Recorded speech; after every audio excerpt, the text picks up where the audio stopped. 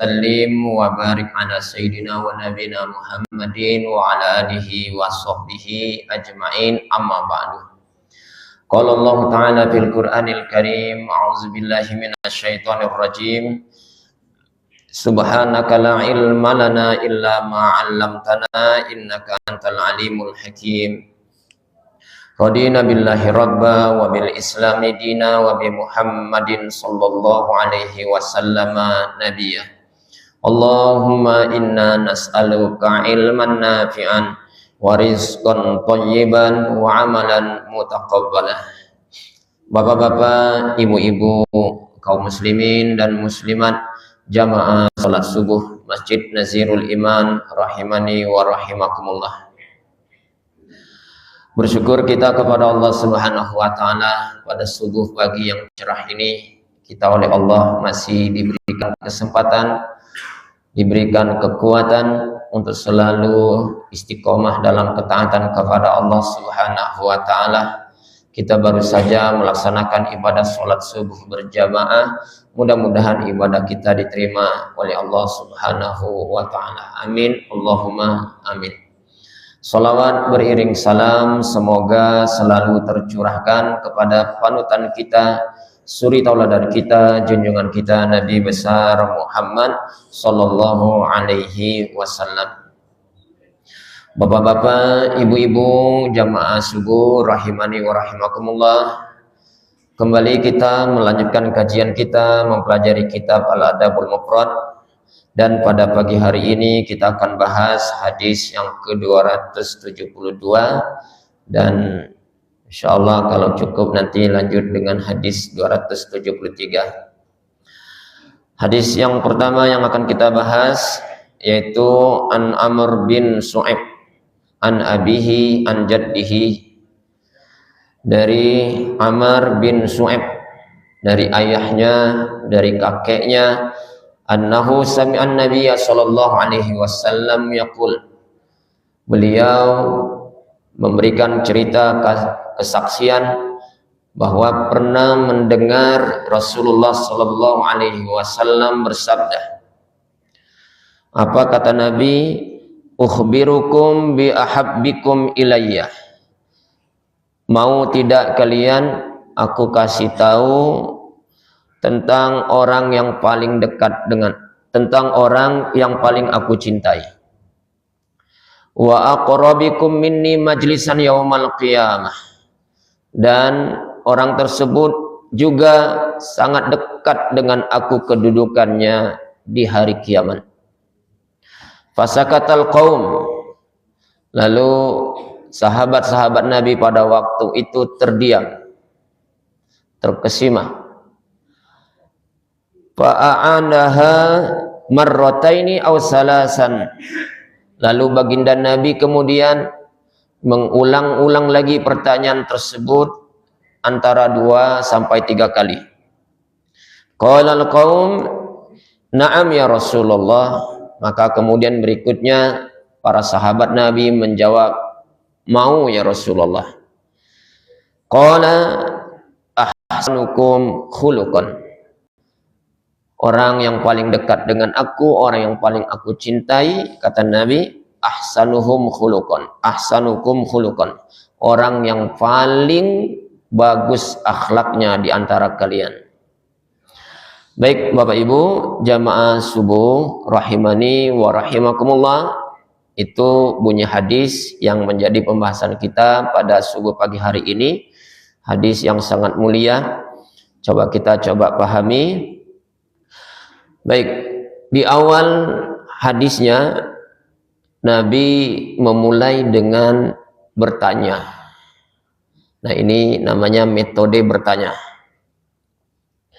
Mau tidak kamu aku kabari tentang sesuatu? Nah, Nabi bertanya dulu sama sahabatnya. Nabi mengawali cerita yang akan disampaikannya, diawali dulu dengan cara bertanya. Nah, ini bagian dari trik, ya Pak ya, bagian daripada trik atau metode ketika kita mau berkomunikasi dengan lawan bicara kita. ketika kita mau memberi nasihat kepada orang yang mau kita nasihati, ketika kita mau mengajari dengan anak didik kita, ketika kita mau menasehati anak-anak cucu kita. Nah, Nabi memberikan contoh, di antara triknya diawali dulu dengan cara bertanya. Mau tak kamu aku kasih tahu tentang sesuatu? Tujuannya apa Pak bertanya? Tujuannya agar lawan bicara itu bisa apa? Fokus, benar-benar menyimak, ya, sehingga kemudian apa yang ingin disampaikan benar-benar tercapai. Nah, ini bisa kita amalkan dalam sehari-hari ketika kita mau memberi nasihat kepada orang, baik itu pasangan hidup kita, anak keturunan kita, anak didik kita, atau kita sedang berkomunikasi dengan lawan bicara kita. Baik, Bapak Ibu jamaah rahimakumullah. Lalu pertanyaannya berikutnya adalah sesuatu apa yang ingin disampaikan oleh Nabi kepada sahabat-sahabatnya. Ternyata Nabi memberikan penjelasan, mau tidak kamu aku kasih tahu apa yang dimaksud dengan sesuatu di sini? Sesuatu yang di sini adalah satu, orang yang paling aku cintai. Mau tidak kamu aku kabari tentang orang yang paling aku cintai? Satu. Yang kedua, Nabi kasih tahu apa? Orang tersebut selain dia orang yang paling aku cintai, nanti kelak di hari kiamat orang tersebut memiliki kedudukan yang sangat dekat dengan aku di hari kiamat. Subhanallah. Kalau dekat dengan Nabi di hari kiamat, di mana Pak? Di surga. Masya Allah. Lah di surga tempatnya dekat dengan Nabi pula. Lah kalau dekat dengan Nabi itu surga yang istimewa Pak. Baik, kalau itu ditanya dengan kita apa Pak? Mau enggak? Pasti mau ya. Baik, ini pertanyaan yang diajukan Nabi kepada sahabat-sahabatnya. Sahabat Nabi gimana Pak responnya? Awalnya diam. Diamnya mereka itu bukan menolak, tapi diam terkesima, ingin fokus apunian, kaget poin yang akan disampaikan oleh Nabi. Sehingga betul-betul terdiam, siap menyimak, siap untuk menerima apa yang ingin disampaikan oleh Nabi. Nah, lihat sahabat Nabi terdiam, Nabi coba ulangi lagi, memberikan penekanan. Kalian tuh mau enggak kalau saya kabari tentang sesuatu yang membuat kamu sangat aku cintai, yang membuat kamu sangat dekat dengan aku di hari kiamat nanti? Nah, diulang lagi oleh Nabi pertanyaan itu, sampai disebut di sini antara 2 kali atau 3 kali Nabi mengulang-ulang pertanyaan yang sama di hadapan para sahabatnya.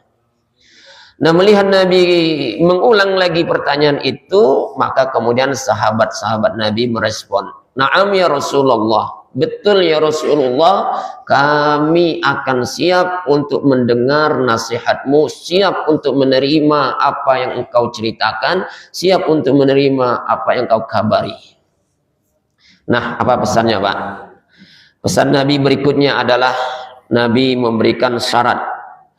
Orang yang nanti dekat dengan aku di hari kiamat, orang tersebut menjadi orang yang sangat aku cintai di hari kiamat, bahkan di dunia juga dicintai oleh Nabi.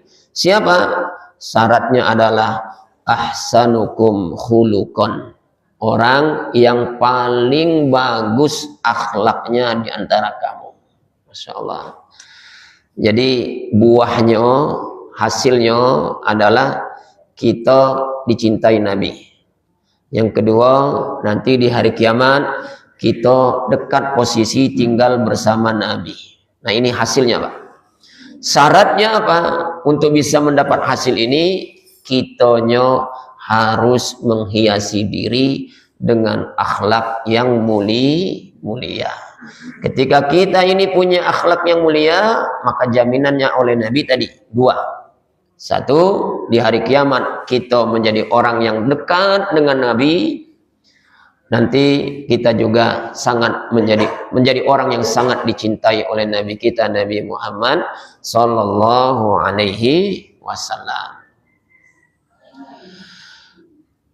Pada pertemuan sebelumnya Pak, prinsip akhlak mulia itu apa? Masih ingat? Kalau prinsip itu ada di kita, maka insya Allah kita masuk orang yang berakhlak mulia Pak. Masih ingat tidak Pak? Apa itu prinsip untuk menjadi orang yang berakhlak mulia? Ukurannya apa? Satu, apa Pak? Bazlun nada, mencurahkan segala bentuk macam kebaikan. Punya wajah kita berwajah apa Pak? Ramah. Punya mulut kita yang keluar menyejukkan apa yang dituturkan. Punya tangan kita digunakan untuk bisa saling memberi. Nah itu makna bazlun nazar. Jadi mengeluarkan semua apa yang berbentuk kebaikan dari diri kita. Itu yang pertama, prinsipnya Pak. Yang kedua, kaful aza. Kaful aza apa Pak? Menahan diri untuk tidak menyakiti. Jadi apa yang keluar dari mulut kita jangan sampai kata-kata yang kemudian menusuk hati orang, dan seterusnya Pak. Dan yang ketiga, ihtimalul adza, bersabar jika kita disakiti. Nah ini berat juga Pak. Nahan diri, tidak berbuat baik, tidak berbuat jelek kepada orang itu bisa, insya Allah bisa Pak ya. Tapi kalau disakiti balas, nah itu tidak semua kita mampu menahan diri untuk tidak balas Pak. Baik, kalau itu tiga ada, kata ulama, maka itu cerminan bahwa sesungguhnya kita telah memiliki akhlak yang mulia. Nah, kalau sudah punya akhlak mulia, Masya Allah, jaminannya apa Pak? Tadi berdasarkan hadis Nabi, satu, kita menjadi orang yang sangat dicintai oleh Rasulullah. Yang kedua, kita akan menjadi orang yang memiliki tempat yang paling mulia dekat dengan Rasulullah Shallallahu Alaihi Wasallam. Mudah-mudahan itu kita dapatkan semua Pak. Amin ya Rabbal Alamin. Apa pelajarannya Pak? Satu, pelajaran buat kita berdasarkan hadis ini, rebutlah cintanya Rasulullah Shallallahu Alaihi Wasallam. Ayo Pak, Bu, pelajarannya, ayo jadikan diri kita ini menjadi orang yang bisa dicintai oleh Rasulullah. Maka Bapak-bapak, mulai hari ini, ayo kita coba setel Pak, ya, kita coba setel diri kita ini, bikin diri kita ini menjadi orang yang dicintai oleh Rasulullah. Kalau ku berbicara tentang ini, kira-kira ucapan aku ini senang tak Rasul? Ridho tak Rasul? Kalau ku berbuat ini, perbuatan aku ini mencerminkan sesuatu yang bisa Rasulullah cinta tak dengan aku? Nah, tanya Pak. Kalau ku punya pikiran aku ini bisa tak mengundang Rasulullah cinta dengan aku, senang dengan aku? Maka berusahalah mari Bapak-bapak agar semua yang ada pada diri kita, baik itu berupa ucapan kita, tingkah laku kita, pikiran kita, harus berorientasi bagaimana semuanya itu bisa mengundang Rasulullah menjadi cinta kepada kita. Maka poin pertama dari pelajaran hadis ini, mari kita menjadi orang yang bisa dicintai oleh Rasulullah Sallallahu Alaihi Wasallam. Baik, Bapak-bapak, Ibu-ibu, jamaah rahimakumullah. Kalau kita sudah dicintai Rasulullah, kira-kira pertanyaannya Pak, dapat apa gitu Pak? Hah? Mungkin surga sudah pasti Pak ya. Nunggu hari kiamat mungkin masih agak lama Pak. Nah kita ini kadang-kadang tidak sabaran, namanya manusia. Pengen yang nyata ada di depan semasuk kita di dunia ini. Kalau kita di dunia ini cinta kepada Rasulullah, kira-kira semasa hidup di dunia apa sih yang kita dapat? Bahagia Pak ya. Baik, alhamdulillah. Saya coba Bapak Ibu mengulang kembali yang pernah kita sampaikan beberapa waktu lalu. Berdasarkan dalil yang ada, cerita kisah sejarah Nabi bagaimana Pak kita dapatkan. Nah, Paling tidak ada dua sosok wanita yang membuktikan cintanya kepada Rasulullah langsung kontan dibalas oleh Allah Subhanahu wa taala. Yuk kita mulai, Pak. Sejarahnya ada di buku sejarah. Satu, sosok wanita yang bernama Sayyidah Suwaibah. Suwaibah ini adalah seorang wanita budaknya Abu Lahab, paman Nabi. Di antara tugas si budak ini, Pak, monitor, menjadi informan, tukang memberi informasi. Siapa? Ibunya Nabi, namanya Aminah. Jadi Abu Lahab nugasin si Suwaibah untuk selalu mengupdate, ya Pak, memberikan informasi tentang ibunya Nabi, Aminah, yang waktu itu masih dalam keadaan mengandung, hamil besar. Maka tibalah waktunya Ibunda Aminah melahirkan sosok bayi yang belakangan menjadi seorang nabi.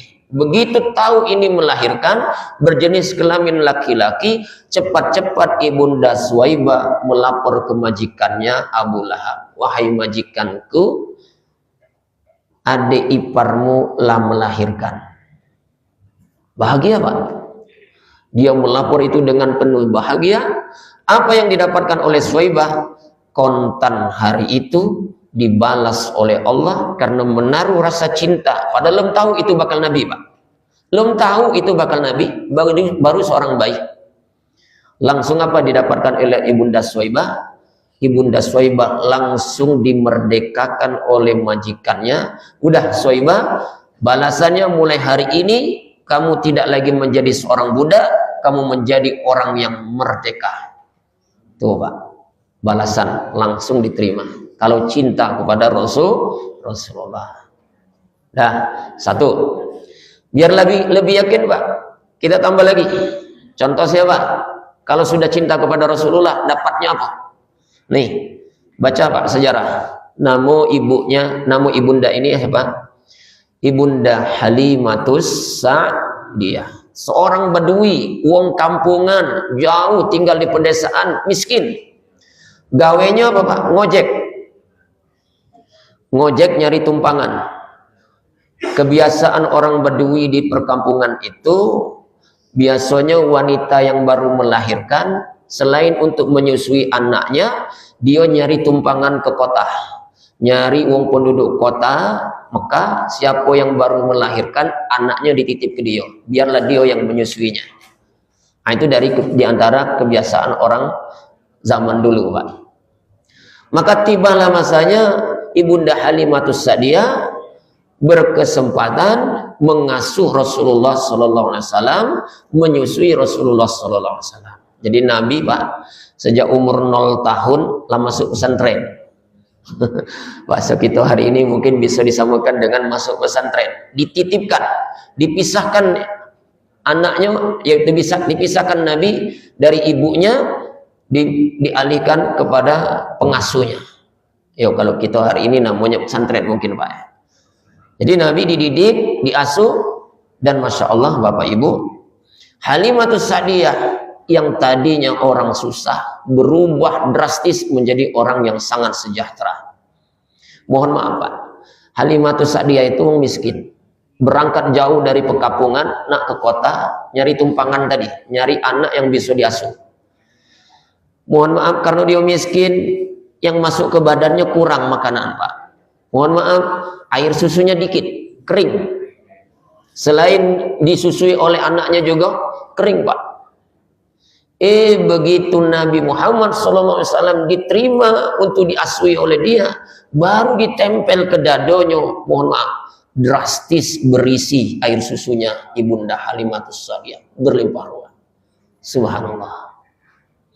Dan hebatnya ketika naik tumpangan, berangkat lagi balik kampung, unta yang dia tunggangi padahal berangkatnya terlambat, mampu dengan semangat, gagah kuat mendahului ke rombongan yang sebelumnya.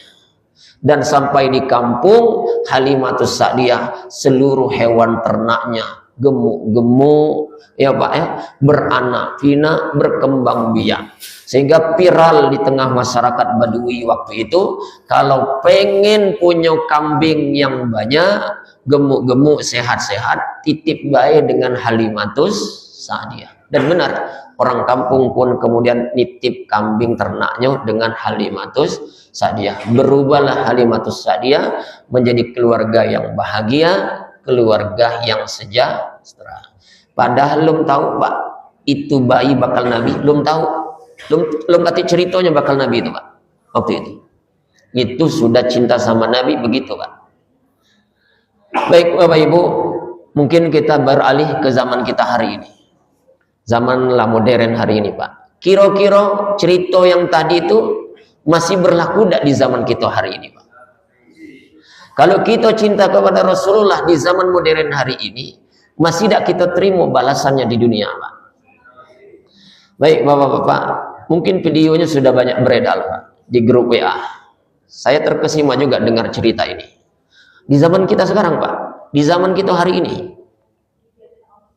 Ceritanya kok, ibu tukang sayur, gawenya tiap hari jualan sayur di pasar. Suatu hari lah siap di jalan, barang-barang lah dibawa, bertemu dengan wong ibu-ibu pengajian, nak pergi ke pengajian. Ayo ngobrol, Bu, nak kemana? Kami nak pengajian.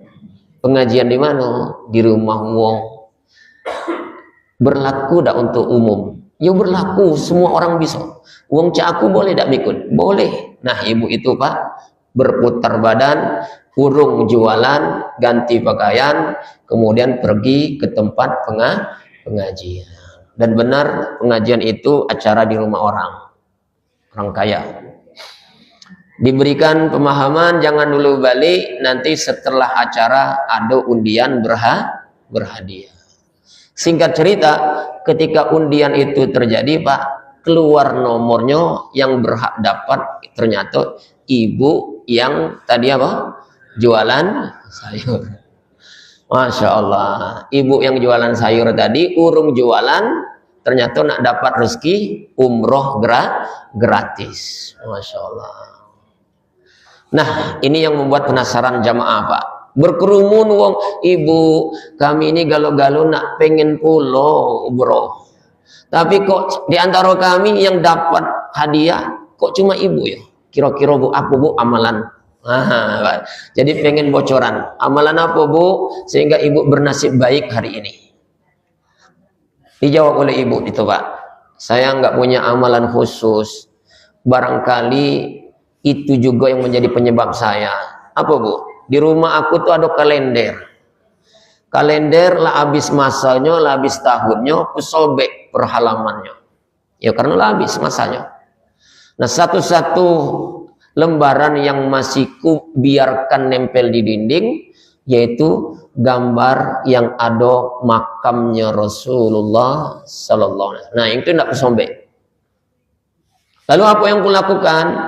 Aku kalau bangun malam nak tahajud, sebelum tahajud aku jingok dulu makam Nabi, ku usap-usap makam Nabi lewat kalender tadi Pak.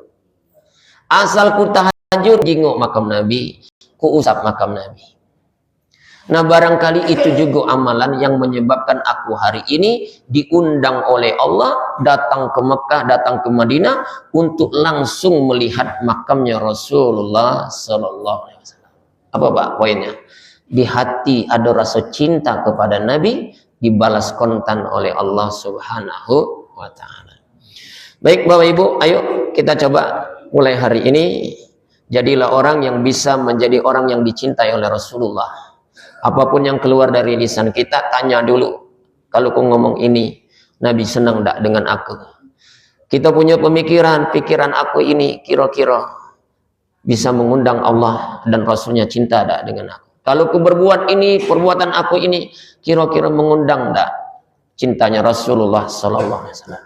Maka tidak ada pilihan lain, mari kita berusaha menjadi orang yang bisa dicintai oleh Rasulullah Sallallahu Alaihi Wasallam.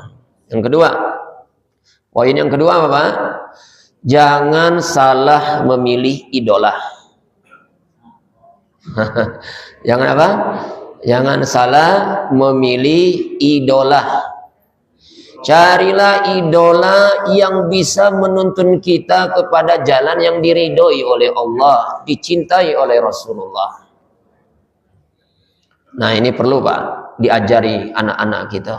Mohon maaf, kecenderungan anak kita hari ini siapa Pak idolanya? Artis, pemain bola, ya Pak ya? Itu idola anak-anak kita hari ini Pak. Oh, kalau pemain bola yang paling diidolakan itu Pak, kalau lagi cintanya dengan sang pemain itu, pemainnya buka baju, bekas keringat galau dilempar, berebut nak dapat baju itu Pak. Dan baju itu udah galak dicuci, biarlah keringatnya asli Pak, dicium terus Pak. Astagfirullahaladzim. Jangan.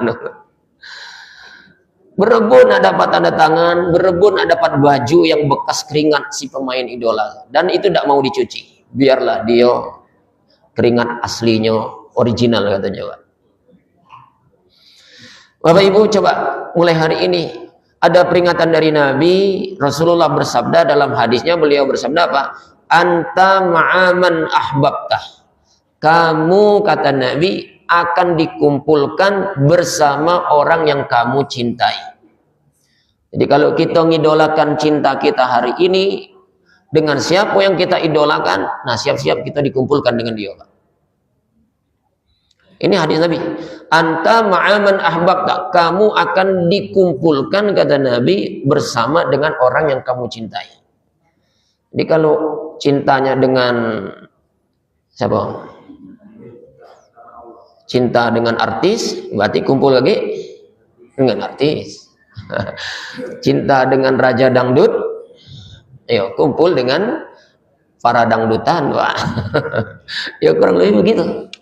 Nah terus siapa yang nak kita cintai? Ayo Pak, cari idola yang paling baik.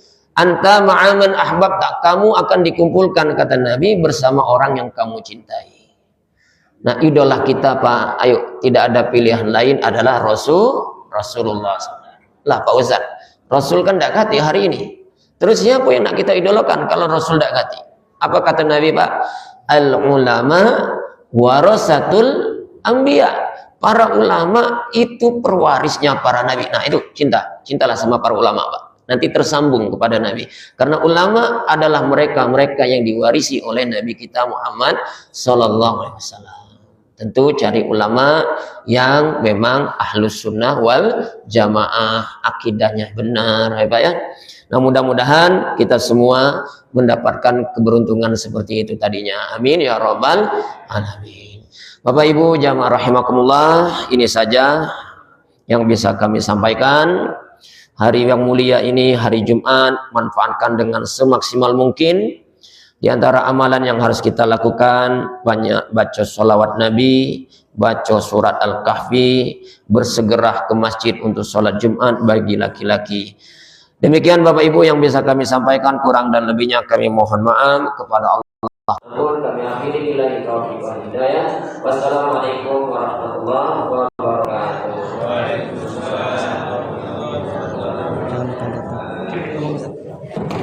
Besok ada kajian lagi.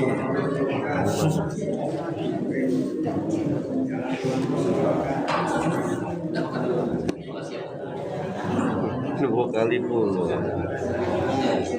idolanya aja.